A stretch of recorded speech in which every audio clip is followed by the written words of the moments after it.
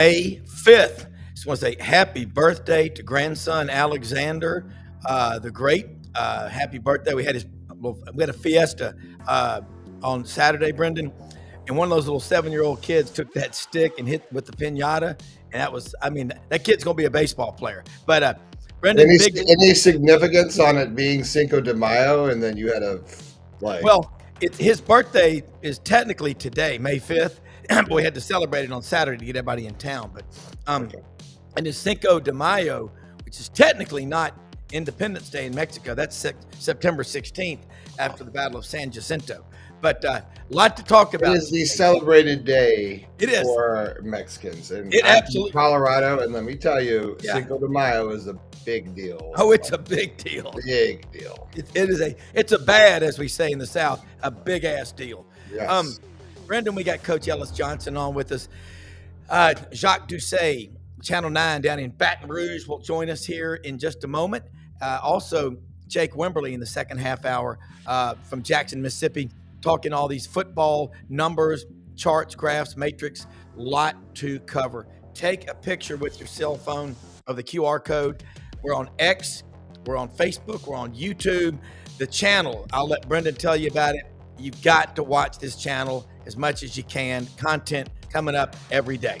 Yep, it's going to be great. We've got so much more happening here on SEC Live. We bring you so much content. We've got, I was counting our shows. You get 5 morning shows a week, Monday through Friday, right here on SEC Sidelines with Robert Brown and myself. You get Buddy Martin's show 3 nights a week, Monday, Wednesdays, and Thursdays. You get Lauren Meadows on Tuesday nights talking all Gator sports. And then you've got AU Undercover with Ronnie Sanders from AUundercover.com, talking all things Auburn. Then you've got Scarbo Knows with Kevin Skarbinski. You've got, and that's on Thursdays, and a couple of pop-up shows in there, Rob. But you can catch all of that stuff, all of it, if you follow us on Twitter, and especially if you subscribe to this free YouTube channel right here. You will see everything that we do weekly. But check us out live, right, Rob? Because it's better that way. Yeah, it is. And I'm telling you, at night, what I do, Brendan, is I have the Buddy Martin show on my phone, and I'm in the den watching TV, and I watch that. That's at 9 p.m. Eastern on this channel. You will get live content. And again, if there's news to go, Brendan will text me, call me, and say, let's roll, and let's get Coach Ellis Johnson on the show. I'm telling you, Coach, talking to you last night, I was at a party for one of my friends' daughter's high school graduation. She'll be going to Georgia. God, it's been that way. Like she chose Georgia over Auburn, and then her best friend's going to Clemson, and her dad was there in his Clemson Tiger pants, and we were talking about you and several people. They go, "Oh, I know Ellis Johnson. You have got a cool reputation." I said, "We wish people like him were still coaching," and it was a neat discussion yesterday with my Alabama friends, and I got a lot of them. And we were just talking about the graduation commencement exercise at Tuscaloosa, and it was pretty cool. Nick Saban's there, President Trump, and the president of the University of Alabama, and they were waiting for the president to walk out, and he looks at Nick Saban and goes, "No, you go ahead." He goes, "You've won a lot of games." He let Saban walk out in front of him. I mean, that just doesn't happen. But Doug Dean, who's part of our team at Rhymes, sent me a text just now. He and Frank Duffy, 4 years ago, on Sidelines, we started talking about, Saban being a commissioner, what we're going to have to do with NIL, because it's all about antitrust laws. And we got into talking, and Doug made a good point. Here's Saban. Tuberville flies down on Air Force One with the president at the commencement exercise at Alabama, that Auburn and Alabama coming together to try to save college football. Could peace in the Middle East be far behind? And now we bring in, Jacques Doucet is going to join us in just a second from Baton Rouge. But, Coach, before we do that, your thoughts on all that's happening. It tells me people care a lot. Yeah, I think some people like Nick and Tommy, they're going to have to get involved And I mean, to some large degree, if they're going to get anything done up in D.C. And eventually it's going to have to come from up there. Yeah, That's a sad state of affairs when you got to ask them to fix something. that's right. But it's got to be done. And no other way they're going to be able to keep parity. And it's the greatest analogy is the way the NFL has worked it as compared to the NBA and a little bit MLB. They don't have the same setups. And I think the NFL is a better product. And I know I'm partial to football, but fan bases and numbers and so forth say it. The ratings say it. Yeah. And that's what's happening to college football. And we've talked about it till we're blue in the face. They're going to have to do something to put some parity and some caps and all these type of things. And it's not to hurt the kids. Yeah. It's to keep programs kind of on the same level. Yeah. If not, it's going to get way out of whack. Yeah, it will. And you do not want to lose a generation of fans. And that's what if we don't watch what we're doing, we're going to push away people. And I listen to people, and Brendan and I talk to a lot of people every day. Rodney Orr, Tider Insider, he talks about that. The fans, there's people saying, I've had enough. We better save college football. So let's get started doing that. Let's bring in Jacques Doucet with us, WAFB, Channel 9 in Baton Rouge, down on the river. Coach Ellis Johnson's with us. And I told you, Jacques, a couple of weeks ago after Easter Sunday, you said, my dad was out on the levee speaking Cajun French with Coach Ed Orgeron. And that was, I've got a lot of two guys in my hunting club from Lake Charles, and, Blake Kleinpeter. Now, that's not exactly a Cajun name, but he's a Cajun. There's no question. And Tanner Hill, his family, they own the Stein home and yard, home and lumber. They are, man, we cook stuff like beef tongue with mock jus gravy. We cook some great stuff up here. My favorite food in the world, as much as I love barbecue, is Cajun food. But Jacques, welcome aboard. Let's talk some college football and Saban, Tuberville. A lot of people excited about maybe we're going to do something to save the game we love so much. Well, you got to fill me in. I enjoyed the weekend. I had a good time this weekend. I'm getting back to work. So Saban and Tuber, it's still funny for me to see Tommy Tuberville on television as a politician. I grew up with him as a football coach, But yeah, I mean, I think the SEC media days are coming up here in May when they go down to Destin and they get their big check and everything. And I'm sure there'll be a lot of discussion about the current state of collegiate athletics and what direction we're heading. Yeah, and what happened was it was the commencement exercise at Alabama was Thursday or Friday. So Tuberville rode down with the president, and then Saban and the three of them got together. Now they're talking about executive order maybe to do something, but it's all going to get down to, like Doug Dean says, the Supreme Court, strike it down.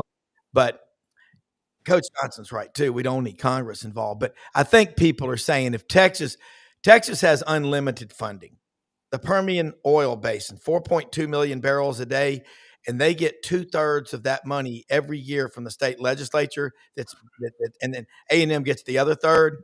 Why don't we encourage all the other schools in Texas to file a suit to say, we want some of that? That might slow down NIL. Yeah. Well, I mean, for years, as Texas was kind of underachieving, I guess people would always bring that up. They've got so much money out there. What's the deal? Why can't they win at a higher level? And, why is there some of their recruiting so lowly ranked at times when they've got the best state and the most talent in the country, right? At the high school level. Louisiana, we might have it per capita. But yeah, I mean, I don't think it's really a turn on for many people to hear about how much money is going in the rosters. And, we had Angel Reese here on Friday who did great things at LSU. There was a WNBA exhibition game. She came and played in with the Chicago Sky. They played against Brazil. They had a nice crowd. And afterwards, they're talking about, LSU gave me the chance to build my brand. And I got this many followers after I left and stuff. And that's all great. But I just don't think most people, that's not why they gravitate to athletics. They, selfish reasons. How does it make me feel? Do I feel good when LSU wins?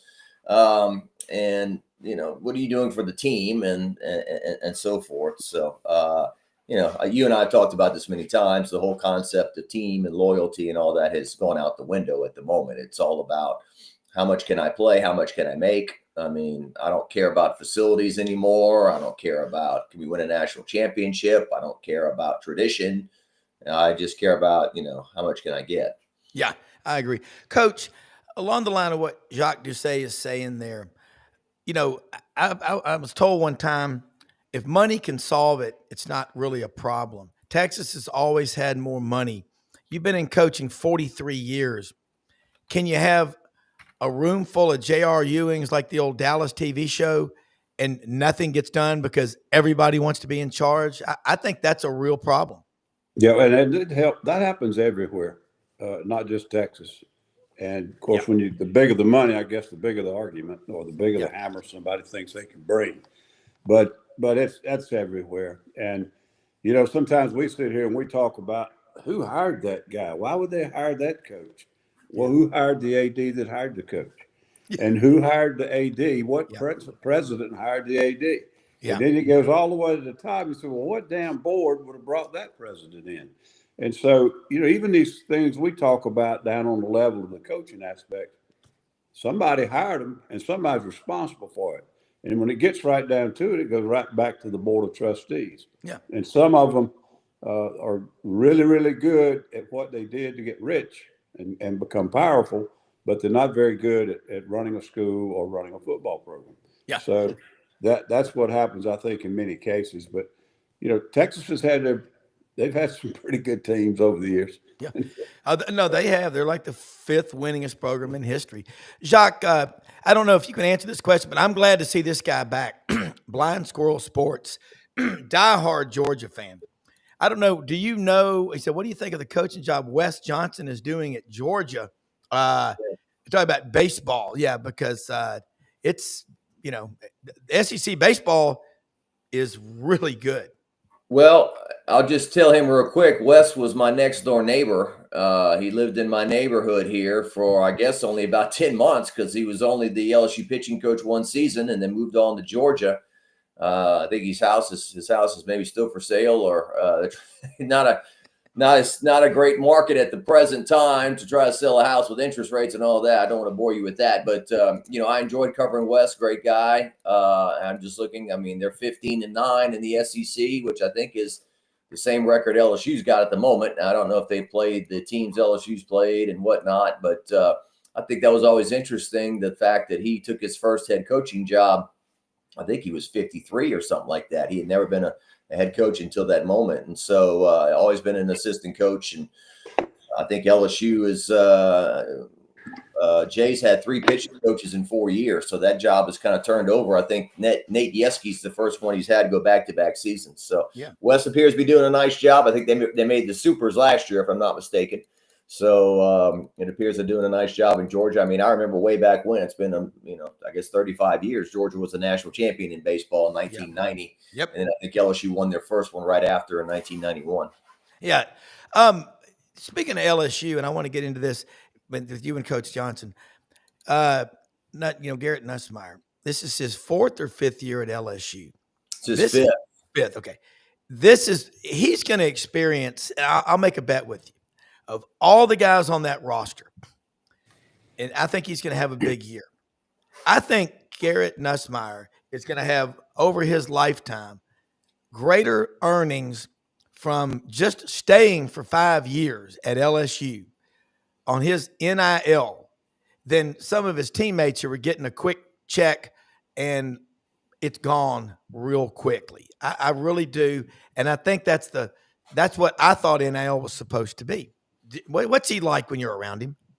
He's a great kid. I mean, he is not a modern day in terms of, hey, they bought this guy to come play. They gave him a bunch of money to come to LSU. I mean, he grew up loving LSU, I think, to an extent.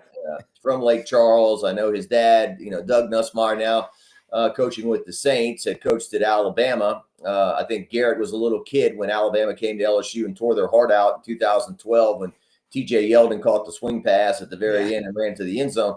Yeah. And Nussmeier, Garrett had an Alabama jersey and was rooting for Alabama that day. But you think about the dynamics of Garrett Nussmeier. So he comes in kind of right off the heels. There was a season in between, but he's following up Joe Burrow, who's the first Heisman Trophy winner since Billy Cannon in 1959, and certainly the first at quarterback. He comes in, and then some guy named Jaden Daniels, who we didn't really know much about or whatever, he comes in while Garrett's on the team, wins the Heisman. So Garrett's not only following up one, but he's following up two Heisman Trophy winners at his position. So, a lot of pressure on these kids these days with social media and the spotlight.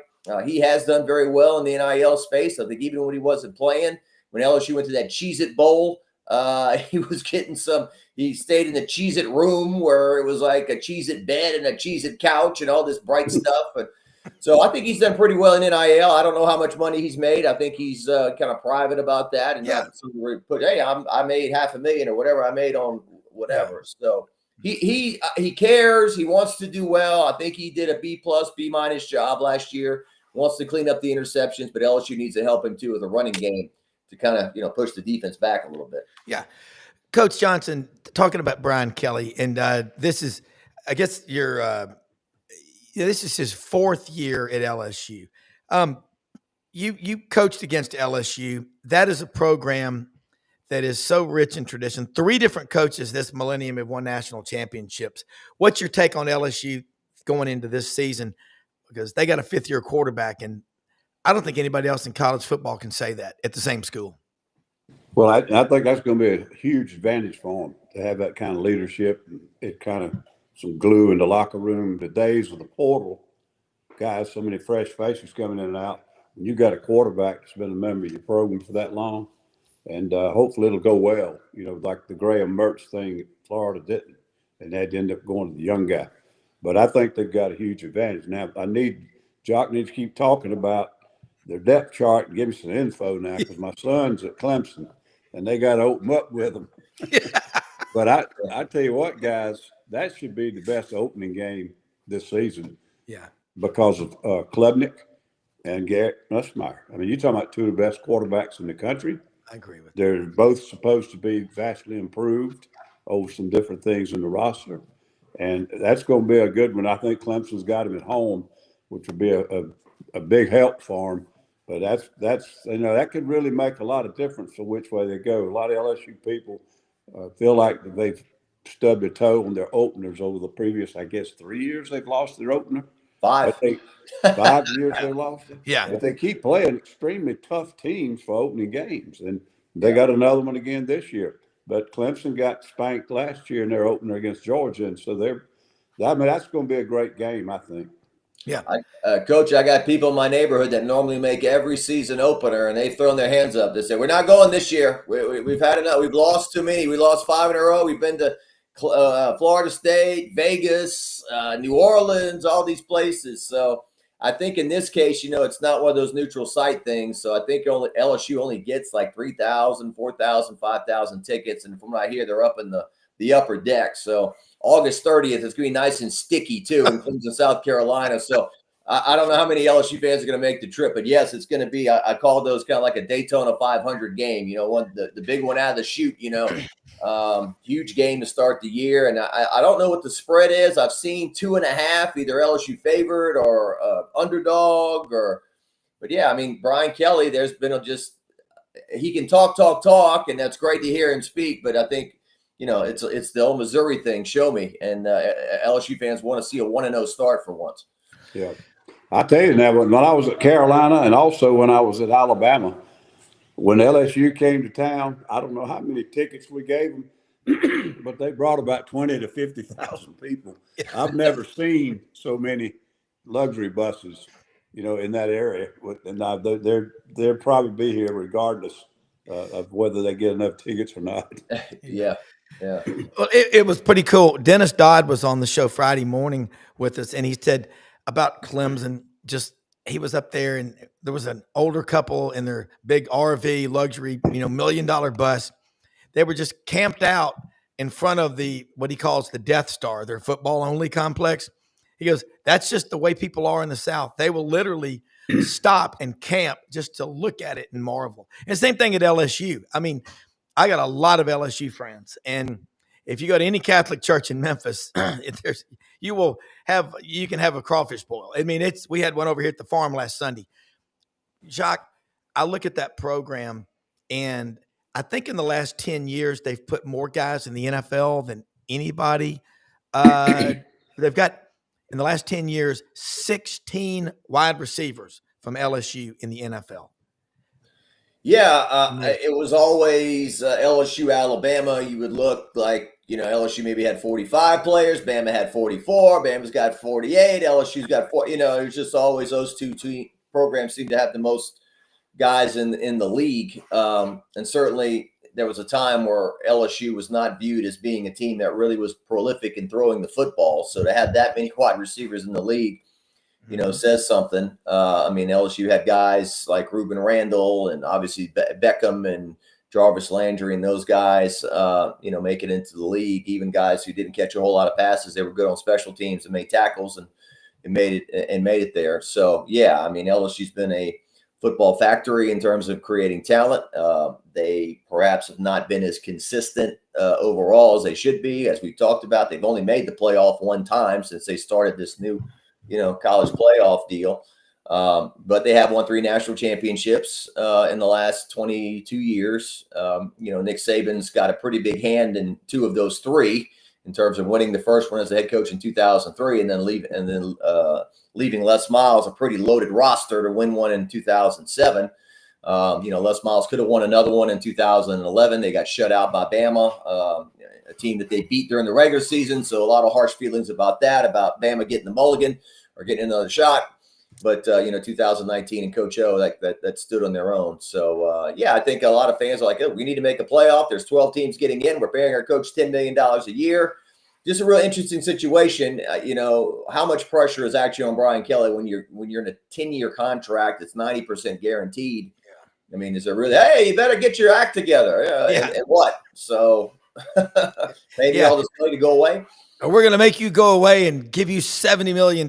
You better, yeah. Well, here's the great moments in the history of idiot savants. I'm going to throw this one out. From 1948 to 1997, Michigan, the winningest program in the history of college football, won national championship. They went 49 years between them. Then they won it again, obviously, in 2023. You just mentioned LSU did it 3 times in the last 22 years. Coach, you look at programs where it matters. That's what matters most, isn't it? It does, but I think they have to be realistic. There's only one trophy, and you got 130-something schools now. Not all of them have a legit shot. Yeah. But that's kind of unlike the NFL, that's kind of a pipe dream when you start talking about we're going to win the national championship. It's hard to do. I remember when I was at Alabama, we won that one in '92, and they had that run back in the 60s, 70s. Yeah. And it was a drought, and then we won it. And you say, okay, we got it going again. Didn't win another one until Nick got there. Now, we came close on a few, but it's hard. It's really hard. Of course, that was pre-playoff days.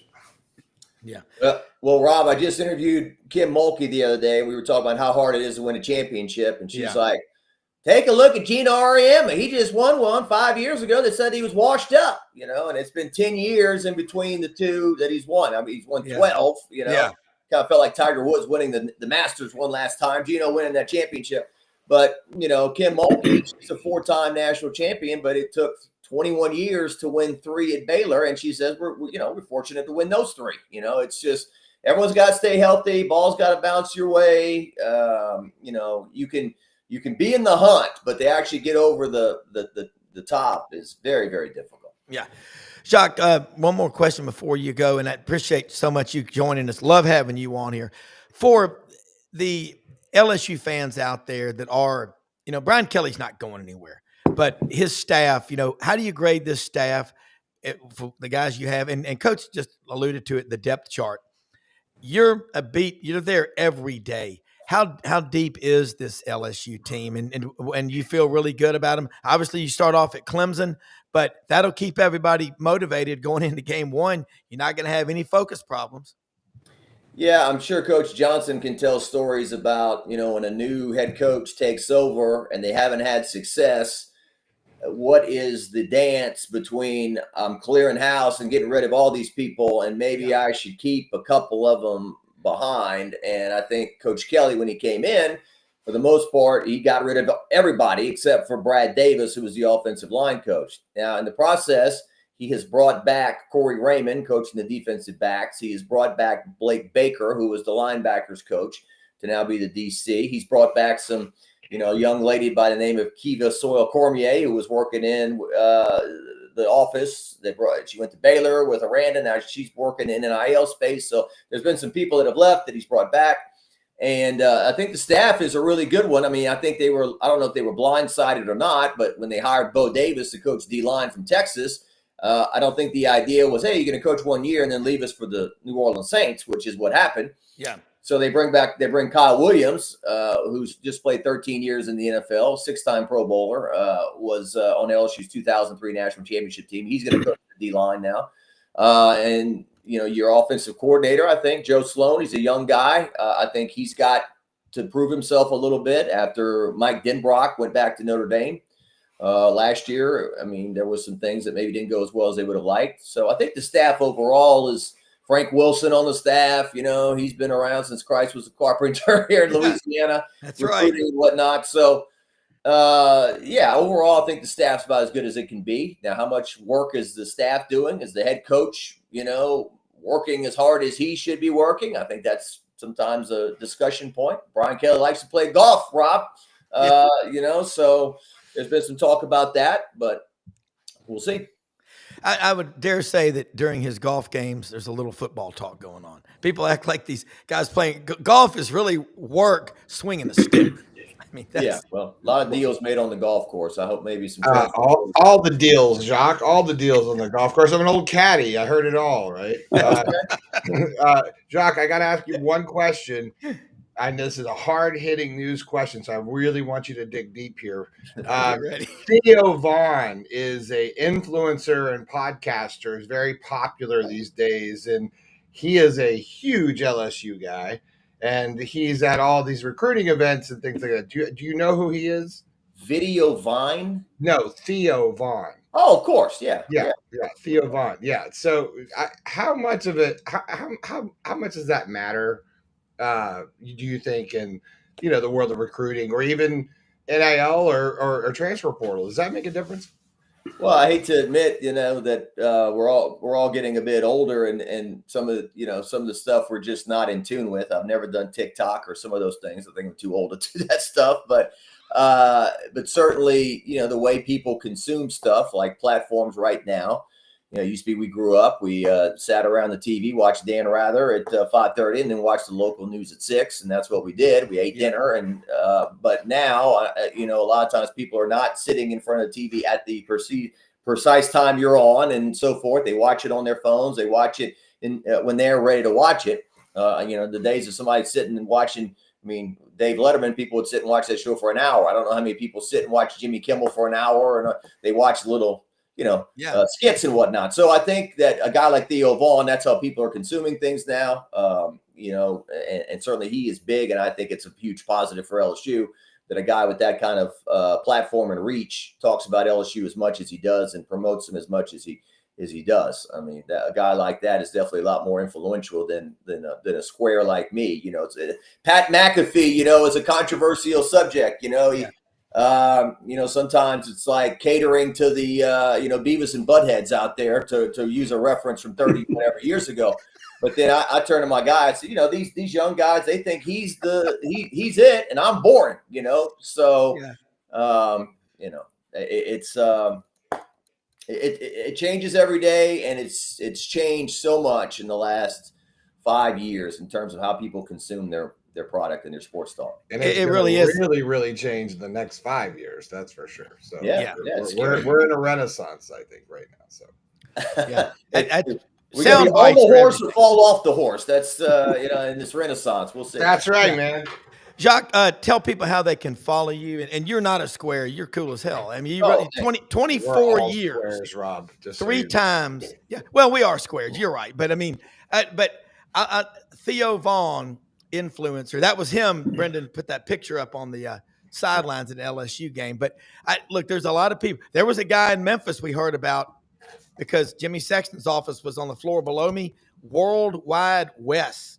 That was an influencer that Calipari used for a long time. But Jacques, thank you so much for sharing time, and let people know how they can follow you, and look forward to having you on next week. All right, WAFB.com, Jacques Talk on YouTube, and very nice being with you guys this morning. Coach Johnson, good to see you, and we'll talk to you later. Jacques Talk. We'll be watching it. Thank you so much. All right, let's go to Jake Wimberly. And before we do it, want to say something about Winter Timber Outdoors, folks, in Athens, Alabama. That is on the top of the state, right next to Huntsville. Hey, all your outdoor life, your shooting sports, everything, hunting, fishing, they got you covered. Open every day of the week, and they're growing throughout the Southeastern Conference. All your gear, Sitka, Dixie decoys, duck camp, everything, head to toe, snake boots. Turkey season's wrapping up here in the next week and a half, but they've got all your turkey calls, ground blinds, turkey decoys, your loads, your handguns, rifles. They got everything. They got you covered. Let them know you heard about it on this show. Rete Masimara, GPS Bago, buy one, get one. And again, all the clothing, all your coolers. You're going to the beach, load up, and the St. Nick's knives, they've got them. And they got a 13,000 square foot store under construction on University Drive down in Auburn, Alabama. Brendan, that was interesting what you said, though, about those influencers. And, Coach, speaking of that, you remember Snoop Dogg used to be at practice with Pete Carroll in Southern Cal. And I've grown to have a lot of respect for that guy because he's a genius. Him and Martha Stewart together, that's like Robert Plant and Alison Krauss. That'd be like me. That'd be like me and Jake Wimberly going out and partying. Hey, listen, very Jake, similar, right? Very Same similar. thing, right? Yeah, Absolutely. Yeah. I'm Martha, and you're Snoop. That's right. I'm far from that, but I could give it a go try. I mean, hey man, Martha's kind of BA. Hey, Jake Wimberly, smartest Hi, guy I guys. know in Coach. sports. How are How you, are sir? y'all? I'm good. Coach Johnson's on here with us, and I was telling him last night. I said, Brendan and I, when Jake comes on, there's lots of charts and graphs and trends. You are to college football what Kramer Mad Men is to watching stock market charts. Wow. Let's talk some SEC college football and what you see happening and bounce the ball around because media days start July 14th in Atlanta. So that's a little over 2 months away, and it's going to be here before you know it. Don't wait till the night before media days to study because you'll get caught. No, you're absolutely right. And we've talked a lot last week. And of course, we had you on last week to talk about the SEC and, kind of who is the dark horse. That's what we were talking about last week is which team could be a potential dark horse? How do you even define a dark horse? I mean, is it a team that, that is kind of sitting in the, won 5-6 games last year? I don't think so. Is it a team that's kind of sitting on the fray? And, Rob, we talked about, teams like Florida, South Carolina, kind of taking, you can really kind of split, the top end and the bottom end off the league. Take Texas and Georgia off the top. They're going to be right there. Who knows if they'll win it, but they'll be the favorites. They are the favorites. Take, Kentucky, Mississippi State, Arkansas, and, a couple more and probably split them off. And then you've got a sandwich right in the middle that is full of teams that, are they going to be 7-win teams, 6-win teams, 9-win teams? And of course, all those teams play each other. So, who is going to be the dark horse? Which team could potentially, be in the conversation in November? And I think it's a good conversation to have. Coach Johnson, jump in this conversation. You talk about, I like that dark horses, and it's so hard to know what a depth chart is right now. And with the portal, even though it's stopped, there's still stuff going on behind the scenes. Yeah, I thought that was a perfect description of what it's going to look like next year. And without saying it in the same words, I totally agree. I think the 2 or 3 or 4 teams they don't have a chance, but they mess up somebody else's season, but they don't have a chance. And you've got 2 or 3, and they're going to be in the hunt, and they may not win it, but they're going to be up there. And then you got the guys in the middle. I don't know if I was going to pick the dark horse, I'd probably go with Carolina. A little more familiar with those guys over in this area. And it all going to come down to whether they can replace – they've turned into a portal type thing now. They're a lot like Florida State. And so they've got a ton of new faces, especially on defense. Yeah. But the quarterback, if he's playing well, is as good as anybody in the country. And he'll be worth, 2 or 3 wins for him this year in big games. So I guess I would go with them. I don't know if I consider Florida a dark horse. I think they're a really good football team. I guess when you look at their record last year, if they're back in the hunt this year, you'd say, well, that's a dark horse. But I think Florida's legit.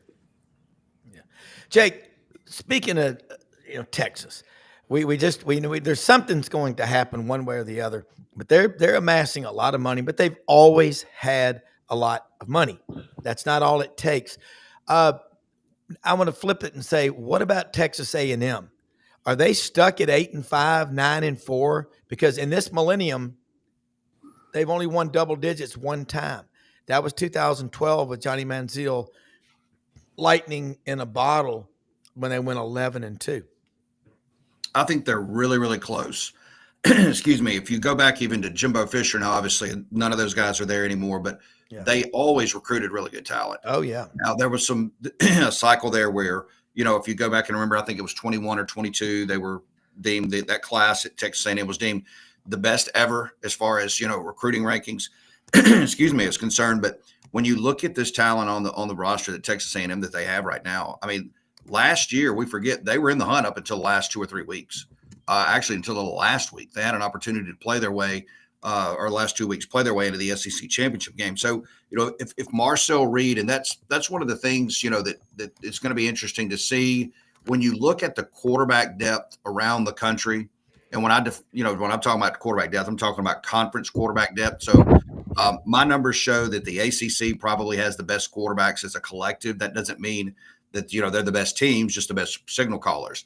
Then you go to the Big 10, or the Big 12 and the Big 10, and then the SEC is going to be at the back end of that by just a little bit, just because of so many guys that we don't know how they're going to perform over the course of a year. And one of them is at Texas A&M and Marcel Reed, who looked really good against LSU last year. Really kind of had a coming out party there, but then kind of settled out. I know that they like him a lot down there, talking with some of the people down there. But Texas A&M, I think, is a team that, they're a team that could be right there. I mean, they've been right there. And you look at their schedule. I mean, watch week 3 when they go to Notre Dame. Obviously, they got Notre Dame got the win over Texas A&M last year. They've got to go up there, and then they get a bye week, and then they take on Auburn. So that first month of the season, we'll know a lot about them. But I think it comes down to one, can they continue to play defense the way that they have over the last several years, and then offensively, what does that identity look like with Reed? All right, I meant to call a timeout, but I didn't want to interrupt you. You were rolling. You talked about the quarterbacks of the ACC could be the best group top to bottom in college football. How quickly things can change. I mean, I saw somebody buying flowers and looking at headstones for the ACC last week. It's not going to happen. And I think Clemson is a big reason for that. And Coach can add a little personal color to that because his son's on the team there as a PWO, and he gets to go to practice. You are lucky, Coach. I mean, that's a great way to spend an afternoon. But you heard what he said about the quarterbacks. In the SEC, there's a lot of change, and it can slip away real fast, can't it? Yep. And building off of what he said, I think that if you look at it, every school in the SEC just about has had a big-time quarterback come through and play well for them for 2 or 3 years. But you look at A&M, and in spite of all the great talent they keep recruiting each year, they've not recruited a quarterback that's turned out to be the guy you build around. It's constant musical chairs. And I don't know whether Marcel Reed will be the guy or not. But every time you turn around, they've got a quarterback that plays 1 year, 2 years, gets jerked halfway through the season or whatever. That's the one thing. And Manziel, he was a great player. Unfortunately, I had to coach against him 2 years. But he was a great player, but he wasn't really an NFL guy. No. But they haven't had that guy. I mean, you talk about the guy LSU had last year and some of these others. I can't sit here and rattle them off, but that's been the missing ingredient. And no matter what other talent you got, if you've got a problem at quarterback and they're not playing consistently, they'll lose games for you. And there's nothing you can do about it. I remember 1 year when I was coaching, I think this was Alabama. We had a lot better football teams in the SEC than the ACC did. draft picks, everything was tilted to us. But they had a run for about 3 or 4 years. They had all the great NFL quarterbacks come through there. And I can't remember the exact years or rattle them off, but it was a big, big deal because occasionally they would meet in a bowl team in a bowl game and they would win simply because they had a quarterback that was so much better. And it makes a difference. Yeah. Jake. Hey, Jake, we're such numbers guys, you and I, because we're total dorks. Which I love, by the way. So I don't Y'all really are care. very smart. Is what you are. Yeah, we're I'm not very. intelligent. We're not, and we're not nice. Really, not that nice either. It's okay because that's the mark of Genius. just people who pay attention to things that other people don't pay attention to. That's all I'm going to say. So, Jake, looking at the numbers, and I know you probably love AI as much as I do. So I've been playing with 2025 numbers, and we're talking dark horses, right? And so I don't know where you're winding up at, but I'm getting a whole lot of Mississippi State Bulldogs looking like a pretty good team next year. Based off some of the data, right? Returning 18 starters from 24, a lot of transfer portal success, some good coaching. Am I crazy? Am I crazy? Am I just listening to AI too much, or is this a real deal? Define good for Mississippi State. Well, I mean, better than they were last year, right? probably. I mean, are they a 6 or 7 win team? Probably not. Are they better? They better be. They should be. Talking to people in Starkville, they at least look like a defensive football team that looks like an SEC team getting off the bus. I would be curious to know Coach Johnson's take on returning starters. I'm not a big returning starters kind of guy, and the reason being is because we've seen years where Vanderbilt and they had 18 returning starters and they would win 2 ball games, but where Alabama, for instance, or Georgia, they may return half of their starters, but they have recruited at such a high rate that they can plug and play some of those guys. So, Coach, what's your take on returning starters? I mean, I know as a coach, Yeah, you'd love to have, especially in these days, Jake. I agree with you 100%. Plus, the fact it's like the old story. We were sitting one time. I'm not going to say where we were coaching at the time. We said the good news is we got 18 of these guys back. The bad news is we lost 8 games with them last year. right? So it can be a little misleading. Now, I do think this. I think if you've got a returning, proven, really good quarterback that comes back in your early part of your season, you got a huge, huge advantage. But past that, I tend to agree 100% with you. Well, the chart that I look at is my friend Stuart Carter, Stat Tiger. I've followed him for 20 years. It's the number of guys on your roster that have started 10 or more games, 20 or more games, or in some cases 30 or more games. And if you've got a lot of guys that have started 20 and 30 games, that is a really big deal. But in today's environment, with all of the shift, it's where did they start? Where did they win those games versus have they won them all at the same school? So yeah, I think so. The quarterback, he's the one guy that touches the ball on every play. And I remember when Pat Dye was asked when Cam Newton was at Auburn, is he the best player ever? And he was kind of like, well, as great a player as Bo Jackson was, Cam Newton touches the ball every snap. And why some schools can't seem to, go emphasize getting a quarterback is kind of a surprise, isn't it, Jake? Well, it is, but I don't think it's for lack of effort, right? I mean, there's so many quarterbacks out there, and it's just what type of quarterback are you looking for in your system? If you talk to different coaches, are you looking for a prototypical guy that can, he's a guy that can read a defense and go 1, 2, 3 in a progression? Is he a guy that, can pull it and tuck it and go? I mean, obviously we've gotten to the point where most teams, even down at the high school level, you see it here in the state of Mississippi, especially in the bigger classifications, 5, 6, 7A football in high school, most teams are trying to get you to play 11 on 11. They want a quarterback that can run it and can throw it. But it's just, the evaluation side and what those quarterbacks look like. I think it's very tough sometimes for some of these coaches, especially you take the top ones off the top, the ones that are, the bona fide 5-star guys. Yeah. Most of those guys are going to pan out, but then trying to find the right fit I mean, just look at Mississippi State. I mean, what they've gone through over the last several years. Coach referenced Texas A&M. I think that's got to be one of the harder positions, I would assume, for coaching staffs to evaluate. Well, we're going to have to try to get Marcel Reed on the show because, Coach, our intern Oakley McFerrin, that was his quarterback at NBA. And I say, what was he like? He goes, he was really good. His dad, I think, coached at, I think, Tennessee State. So he's a coach's son. But Oakley was one of his wide receivers. Man, you're right, though. It's so hard to get that's why LSU is getting a lot of attention, I think, everybody, because they got a returning quarterback, and he stayed even when Jaden Daniels came. He didn't quit. I mean, Coach, I'd like to have him as my quarterback. Yeah, I'm telling you. I mean, I hate to go back to it, but that Clemson game could be a heck of a football game. Yeah. Well, you got those two quarterbacks. Both teams, the running game last year sort of abandoned them at the wrong times. And they both have put a lot of emphasis on that, and hopefully have shored it up. And then Clemson had the big turn. You've got a new coordinator coming in with Tom Allen. And I think, it's going to be a heck of a football game, and a lot of it's a quarterback situation. Yeah. I want to go look at Missouri real quick. Now, Missouri did something last year in basketball, not this most recent season, but the year before. They went 0-19. They even lost in the tournament, okay?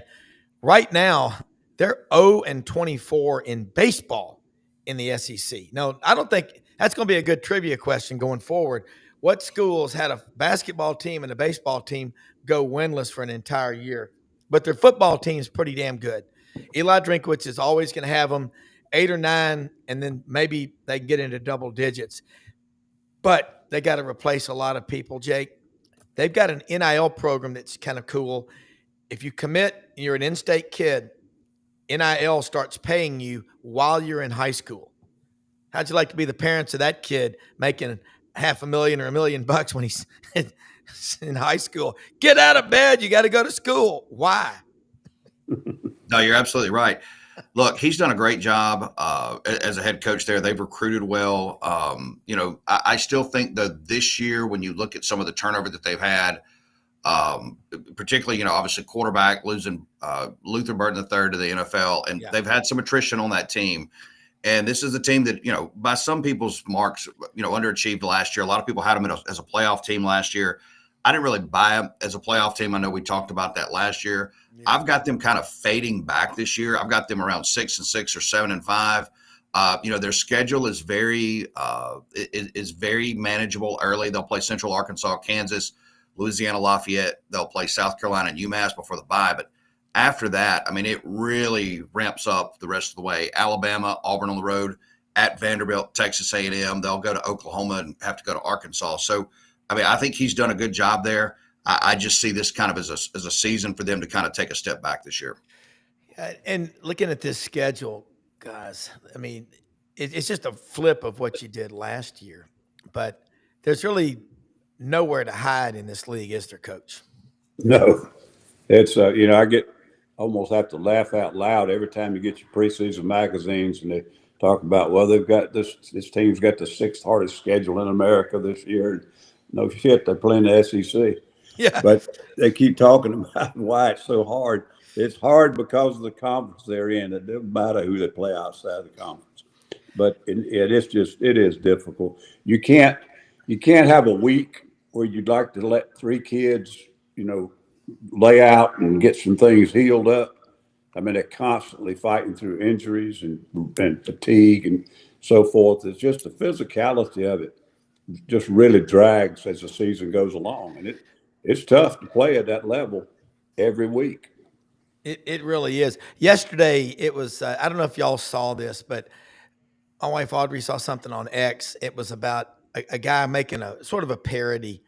He goes, man, when I was a kid growing up, when you went to school, it looked like the waiting room at the emergency room or at the VA hospital. You had guys with casts on their arms and broken leg casts and eye patches from getting poked in the eye. You don't see that with kids anymore. We were talking about that yesterday. We drove from Parkin into Memphis to a party yesterday afternoon, 32 minutes. Didn't see a single kid on the way over out in the yard playing.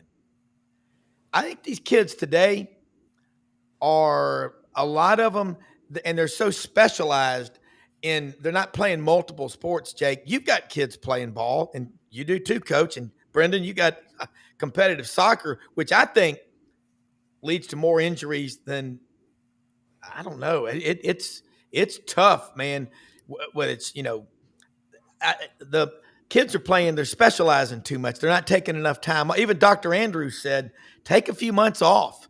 No, not sit around and do nothing, but get into that injuries, man. You got a lot of guys that if they're I don't know, you got to be able to go. I mean, and if you're hurt, you're hurt, Jake. No, you are, and you're right. We don't see a lot of the injuries. Excuse me, the cast and cast on the arm, cast on the leg, kind of stuff. I think that's because, as you said, a lot of guys aren't and girls aren't outside playing anymore. They're not, running ditches and getting off in the woods and doing things that we all used to do. Yeah. But also I think the game is played. From a football standpoint, we know this. It's safer. It's a safer game now. It's not everybody crammed in between the hashes and people just getting after each other, inside a box. Now it's played wide open. It's basketball on grass. So the game has changed, and luckily some of the injuries have gotten better as well. Yeah, it's not that I'm advocating. Nobody wants to see people get hurt. It's just different. Like, Right. and Coach, what I'm saying, and Brendan, is we're all parents. Man, I mean, broken collarbone. You just, it's different. It's complete. It's just a different world. And I had Tracy Rocker told me this one time, who played at Auburn. He was coaching there back in 2010. I was speaking to him at an alumni meeting, and he said the kids, when you and I were growing up, Rob, we were outside playing all day, running from the cops, from each other, from our parents, climbing fences, climbing trees, playing anything with a ball. We would play. He goes, today, these kids are sitting around the house all day playing with a screen, and they're getting dropped off, a lot of them, not all of them, but a lot of them, 10 minutes before practice, and they've got to go from air conditioning to this heat. He goes, so when we get them in college, we got to reprogram them. Now, I will say this about soccer. It helps with every sport you play, like track and field, on footwork. But the guys tend to shift out of there in about 5th or 6th grade, whereas the girls are playing a lot longer. And I think conditioning, I just think we've gotten away from conditioning and too much into specialization. And I'm not a doctor, for the record. You know that. Well, y'all said we all had kids. You start them off in T-ball, and you're up there at the baseball park for 2 hours, and the kid does nothing but run around the bases one time. When they're out in the outfield, they won't go get a ball 10 yards from them. They don't know any better. Yeah. But the amount of standing around, of course, the uniforms cost about $300. You got to get them a bat. You got to get them. You go to the soccer field, and those kids are moving. Nonstop. And we didn't have it when I was growing up, so I never got related to it and just don't care for it. Yeah. Can't stand to watch it. Damn sure don't want to play it because you have to run too much. Yeah. But it's just something I couldn't relate to. But when I saw my kids coming up, I said, we got to keep encouraging them to play soccer and get out of this T-ball route we're on right now. Yeah. And it's just a lot of difference. Well, I'll say this briefly. I look, I worked TV trucks, TV world forever. I did a lot of early MLS for the Colorado Rapids. I, as a replay guy, I didn't even know what offsides was at that moment. So let me tell you how much I didn't know. Okay, and we watch World Cup. All it's a different brand, but I will say this: soccer is I think one or two most emerging sports in young players right now, or for young kids. And the onset of Messi and all these other guys, they're excited about it because they have access to watch it more often. And my daughter, I guess that they work hard. I mean, got end of the season, that she's pretty beat up. She's got a heel thing and she's got this thing and that thing. But you know what, Jake? I remember when we were getting yelled at for throwing curveballs and rotating too much this way, and that was a pitcher, or throwing too many pitches, or being out too much. So in a lot of ways, she's way like they're way smarter than I ever was at that age, for one, and for two, the girls' game or the women's game, or it's way more exciting to watch in soccer to me because they strategize way more. Yeah. It's more about team, and it's less about, like, I just want to kick the ball as hard as I can and get this other kid and run it. But I can see why the boys might trend out of it, but it's an emerging sport. You get in incredible shape. Jake, I know you've got a hard out at 9. Let people know how they can follow you, and let's do this again next week, because always you come with your A game. No, I appreciate it. Yeah, just follow me on X at Jake Wynn. We'll be on today 3 to 6 here in the great state of Mississippi on 105.9 The Zone and ESPN Radio here in the state. And guys, I appreciate it. Coach, good to see you. I hope you all have a great week. You do too. Thanks. Yeah, and let me say too, Coach, before we wrap it up, Brendan's right. The more sports you can play, it's just your body just, there's a term, I know those TV infomercials called muscle confusion, but it is. I like to say when you're running about every 200, 300 yards, kick your heels up, left, right, left, about every 300 yards, because it keeps your body from patterning in on a run. And it's just good to shake things up. Also, just the mental part of it, like you say, some of the most grueling Saturday mornings we all experience with kids is when you go from T-ball to the kids are pitching, because it can take, 3 days later you're out there. Now it's heading the soccer ball. Like Stella, this year they can head it, and now they went. This is how much I didn't know. This is embarrassing. Yeah. Coach, she says, Dad, the field's bigger this year. This is the end of the season, full year. I said, yeah, I know it's bigger. It's crazy bigger. I guess you guys just need more space. You guys really seem to be passing the ball more.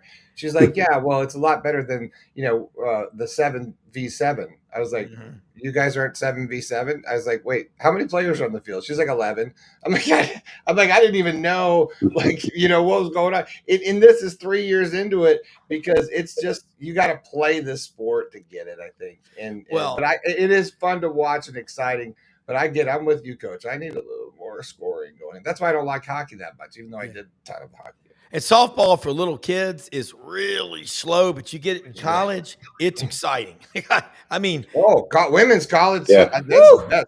And there's a lot of that. Don't they playing right now for the SEC tournament is this week. Tournament. Yeah, this week. And Coach, listen, I'm with you. That Clemson LSU game, right now, that's about as good a matchup is we're going to have. And we got to wrap it up. We got to get going. But Coach, thank you so much for sharing your time with us. It means the world to us. And I get so many positive comments because your insight is invaluable. So thank you so much. And let me say something about thanks, Coach. Our sponsors, Winter Timber. We talked about them. Also Hewlett and Dunn. And then I want to say something about Landers Ford. It is a Monday. Get out there today. They're open 7 a.m., 7 p.m. Talk to Brad Bellamy, the general manager. If you're worried about tariffs and the cost of vehicles, talk to them. They're giving employee pricing to their customers coming in. Their service department will pick you up and take you around. Vehicles, Rob. Do what? I'm still going to go out there and get me a truck or some sort of vehicle. And they've got a huge inventory out there. Poplar and Houston Levy, where Memphis and Collierville meet, and they are open again every day except Sunday. If you didn't buy your last vehicle from Landers, you probably paid too much. And right down the street from my good friends at Hewlett and Dunn Boot and Clothing Company, man, Audrey had on these boots at my grandson's birthday party. I need boots. Saturday. I know, and I've got to get an 11 and a half pair. I'm going to get you something other than wild boar because they never could. I guess they didn't make any more of them. Why? There's so many feral hogs. I know, but the boot people didn't make enough of them. But we got to get them for you. Gotcha. But let me say they're open Monday through Saturday, 10 a.m., 6 p.m. Huge selection of boots and everything that you want.